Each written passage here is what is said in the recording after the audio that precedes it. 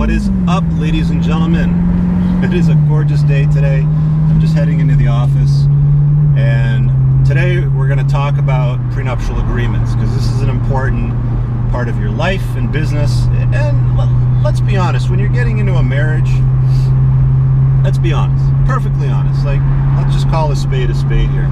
You're not getting into something that has a high probability of success.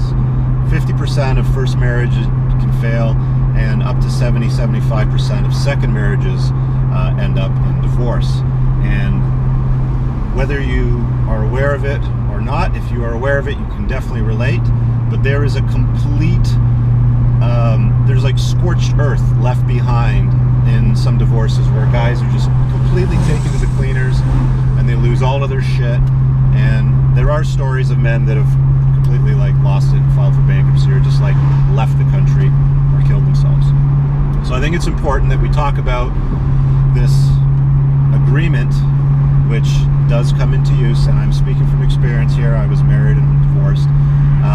My ex-wife is a lawyer, and she was the one that actually asked for the prenup.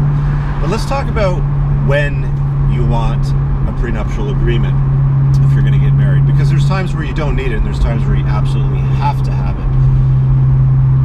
My lawyer, I remember he said to me when I was going through my divorce, I said to him, because I was thinking to myself at the time, is this something, because it's just awful. It's awful. Maybe I'll make a separate video on divorce later on, but I said to him, because he was also divorced, would you ever get remarried again? And he kind of looked at me and he cocked his head and he said, there's a romance around marriage and relationships in general, but it is a very bad corporation. It's a bad institution to invest into. So let's get back to the point of the prenup.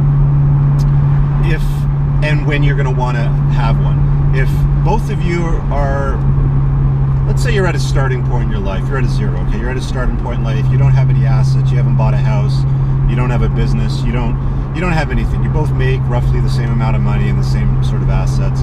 There's really no point for the introduction of the prenuptial conversation. When you get a little older and you started to acquire some assets and you've made something of yourself, and you have a house, maybe a lake house, a cottage, a fair degree of assets, investments, a business, for example, and you bring to the table considerably more than what your fiance brings to the table, that's really when you want to have the, hey, we need to have a prenuptial agreement, a cohabitation agreement, whatever the agreement might be. You're going to need to have that uncomfortable conversation about, hey, we need to talk about what we're going to do if this doesn't work out and there's going to be a division of assets. Because if you leave it up to the court system and the way family law works, you're going to get fucked. So it is an extremely important conversation and agreement to have in place. Don't let people convince you that it is unromantic, it is bullshit. If you're putting one in place and you're setting yourself up for failure and blah blah fucking blah. Hey, if you want to get into a car and not wear a seatbelt, that's your call.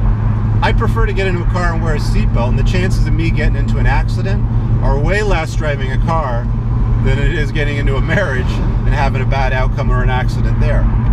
So just think about that for a second. If you're bringing way more to the table than what she is, that is when you're going to want to have a prenup. Now, I mentioned earlier that my ex-wife was the one that brought up the subject of a prenuptial agreement. She's a lawyer. She had been practicing law for a few years and had some assets. She owned part of her home and, I don't know, maybe some furniture and a small investment portfolio. And she looked at me as a startup entrepreneur. I think it was 32, 33 at the time. Business was just getting off the ground, maybe doing $50,000, $60,000 a month in sales. And she said, you could fail. Let's ask her for a prenup. I was totally fine with it. It would have been a conversation that I would have had to have anyway. So the flip side of the coin is what usually happens, like that conversation very rarely happens with women. Typically, it's the guy that brings up the subject of the prenuptial agreement, and then she throws the, oh, you don't love me, and what's this about? It's da-da-da-da-da. Generally speaking, this isn't from my own experience, this is from some friends of mine. I've seen them go through this firsthand. Generally speaking, if a woman makes a big, production out of the conversation of we need to have a prenup, it's a bad sign. It's a very bad sign. It is a indicator, and she's going to try to blame you and say it's unromantic and, you know, what place does it have in today's modern world and blah, blah, blah. But the truth of the matter is, the fact of the matter is, if she's upset about it, it reveals her true intentions about her relationship with you. You know, if she has to walk away with a limiting amount of your resources if the marriage fails. So I'm gonna wrap up the whole prenup conversation right around that, but I'm sure there's gonna be some questions that come out of this, gentlemen. Leave a comment below for me. I'm happy to make a follow-up video explaining in more detail reasons why a prenup is important. The most important reason, of course, is to protect your assets in the event that the marriage fails.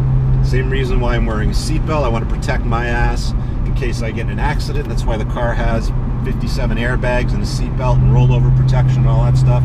It's a preventative, and it's almost like an insurance policy. Sorry, I'm going to add one more thing to this video before we wrap up. The other thing you need to know about prenups is they're only good for a certain period of time. Now, I know this because I've seen friends that have had a prenup, been married for 10 years, and the wife unlocked the prenup, basically. You know, when they went to court, she still managed to get half of his shit because they didn't renew the prenup. What I'm told from my family lawyer is usually every 4 to 6 years, you're going to need to renew it. So you're going to have to revisit it, make amendments to it, mark things up, make some changes, because over time things change. If you're an entrepreneur, if you're a business owner, things may change, and things might happen differently with your business. There might be new partners that come on. She might become an investor or a partner in the business. She may or may not. There could be children involved. Her financial situation may change. It may improve. It may get worse.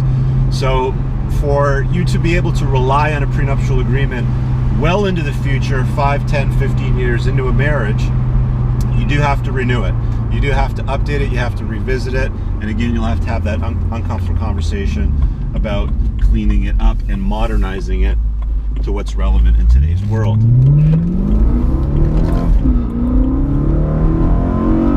Yeah. Okay, that's it for prenups. Thanks for checking out the video. Browse the channel, watch some of the other videos on business, entrepreneurship, self-care.